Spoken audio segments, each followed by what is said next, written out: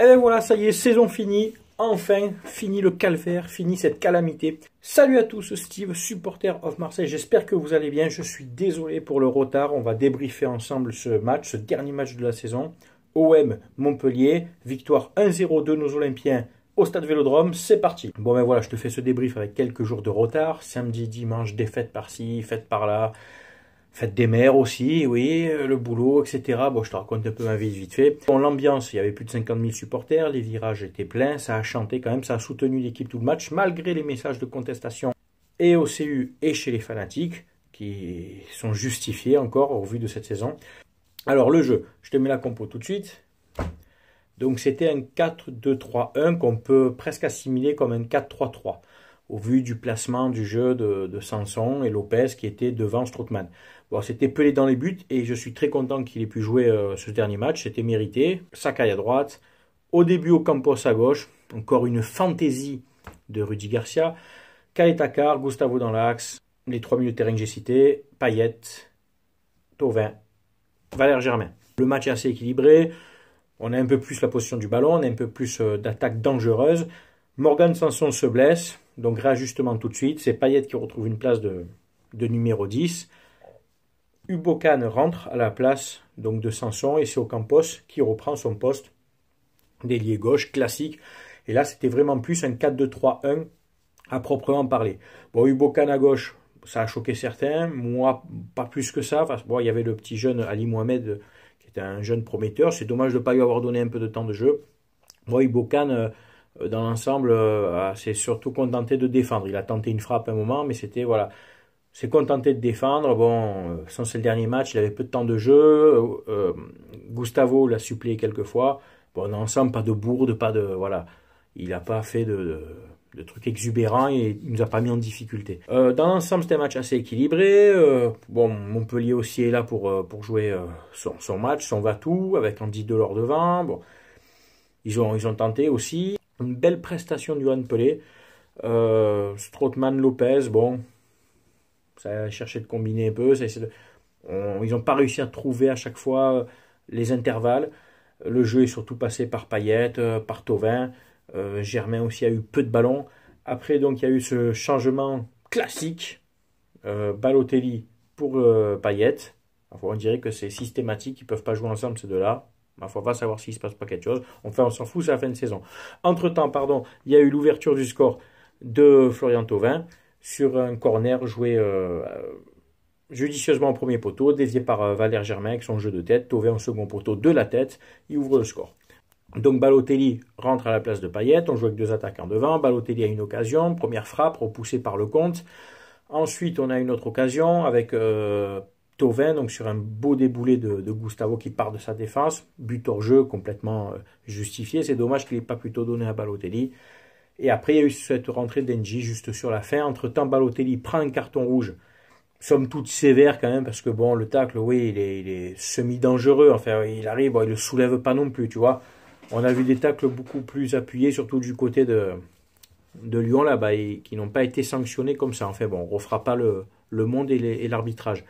Je ne m'étale pas trop tactiquement sur le match, parce que je l'ai vu en plusieurs parties, du fait de, je te dis, tous ces événements qui sont passés le week-end, j'ai dû le revoir.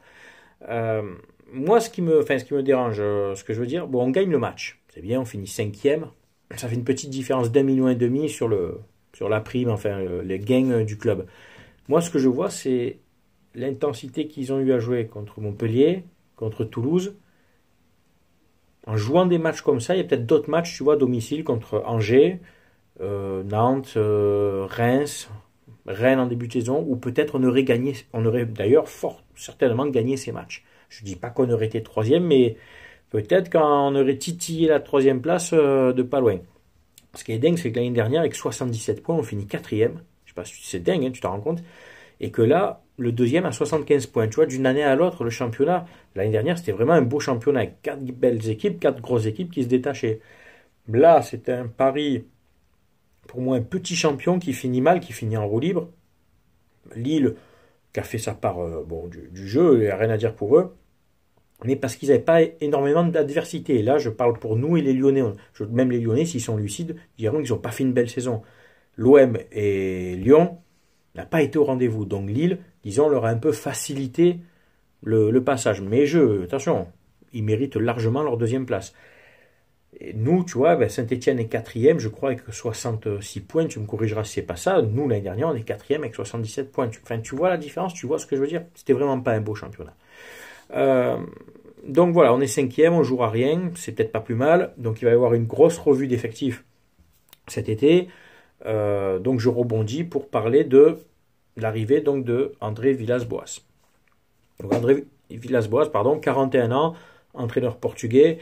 Le spécial tout, comme on dit, on va dire le padawan de José Mourinho. Moi, personnellement, c'est vraiment personnel. Chacun son avis, et tu sais que je respecte les avis de chacun. Ce n'est pas mon dada. C'est pas un kiff pour moi, André Villas-Boas, surtout vu le salaire qui prétend, qui est supposé avoir 600 000 par mois. C'est énorme. J'ai l'impression qu'on refait les mêmes erreurs qu'avec Rudy Garcia, quoi. On gonfle le salaire de quelqu'un sans réellement avoir une garantie de résultat. Alors, moi, je vous dis pourquoi je suis pas fan.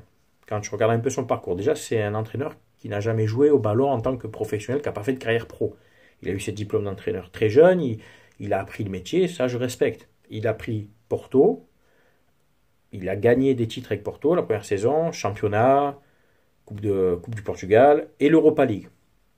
Je dénigre pas, bravo. Il avait aussi une top équipe, attention, il faut voir l'équipe qu'il avait à l'époque. Hulk, Moutinho, Rames Rodriguez, il y avait même Rolando, un défenseur là-bas, oui d'ailleurs. D'ailleurs, j'en profite pour saluer le passage de Rolando. Je fais vite une parenthèse, Rolando qui est parti avec 123 matchs et son professionnalisme et son exemple est à suivre par beaucoup de jeunes et beaucoup de joueurs. C'était pas le meilleur joueur, mais pour moi, c'était un vrai professionnel. Merci Rolando.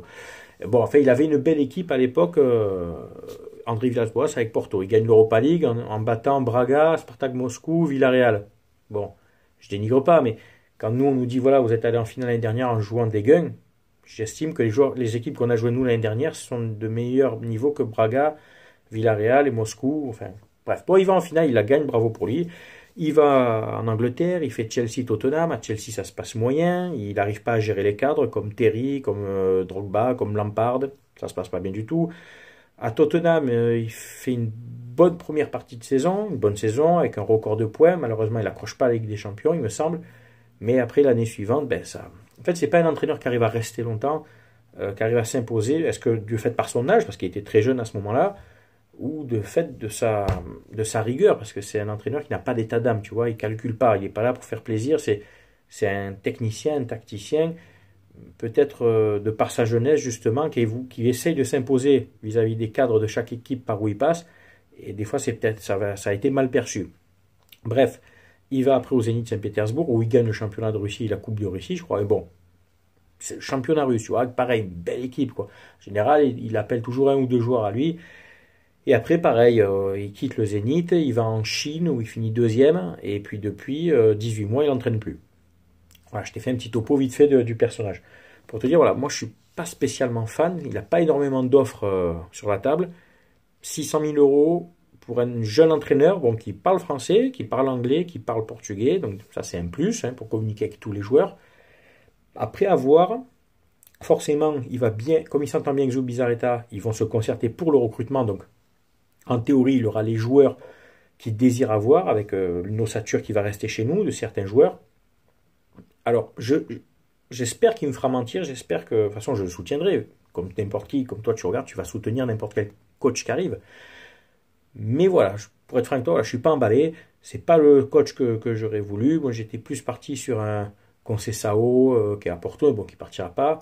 Enze, même si c'est un jeune entraîneur aussi, qui est plus défensif, mais peut-être plus rigoureux et qui connaît le club, et qui aurait peut-être moins exigeant financièrement. Bon, Laurent Blanc, certains vont crier au scandale quand je dis Laurent Blanc. Bon, Laurent Blanc, c'est quand même un très bon coach. J'aime beaucoup Ranieri aussi, mais je crois qu'il est toujours à la Roma. Je sais pas si, tu m'expliqueras, tu me diras s'il part ou pas de la Roma, etc. Enfin voilà, c'était pas dans mon esprit mon premier choix Villas-Boas, mais bon, il y a des professionnels qui travaillent, ils sont là pour ça, Zubizarreta, donc on sera derrière, on sera tous derrière. Voilà. Avant de finir cette vidéo, je voudrais revenir sur une publication que j'avais mise au sujet de Mandanda sur ma page Facebook. Donc pour ceux YouTube qui ne me suivent pas sur Facebook, vous pourrez aller voir, c'était il y a quelques temps. C'était avant le match contre Montpellier où Mandanda apparemment, il était pressenti pour pas être là sur la feuille de match parce qu'il avait besoin d'une semaine de vacances, etc.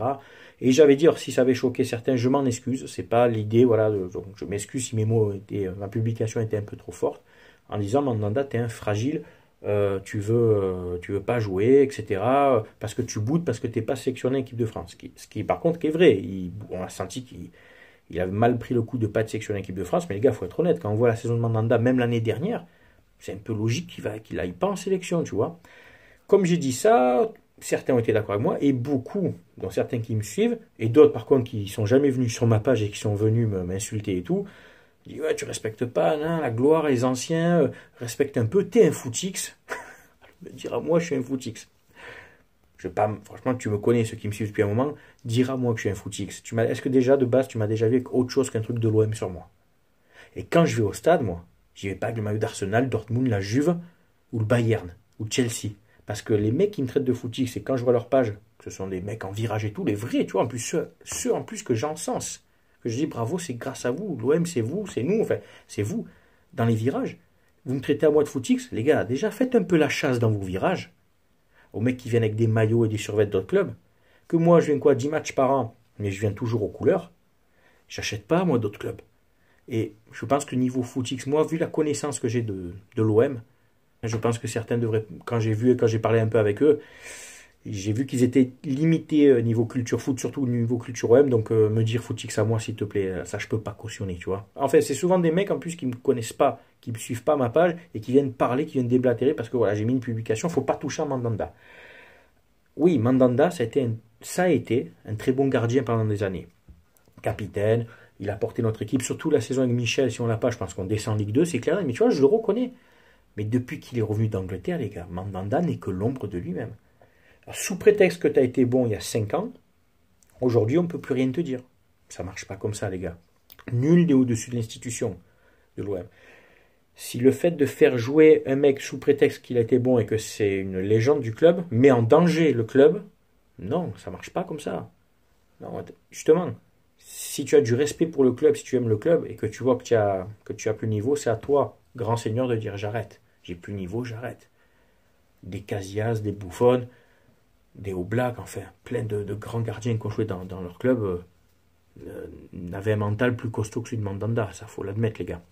Enfin, voilà, j'espère que je choque personne. J'essaie juste de rattraper un peu ma publication qui a été mal perçue. Et à tous ceux qui sont venus m'insulter, franchement, j'ai envie de vous dire, allez faire un peu un tour sur d'autres pages de chroniqueurs. On verra de l'OM et on verra qui est le footix de nous tous. Enfin bon.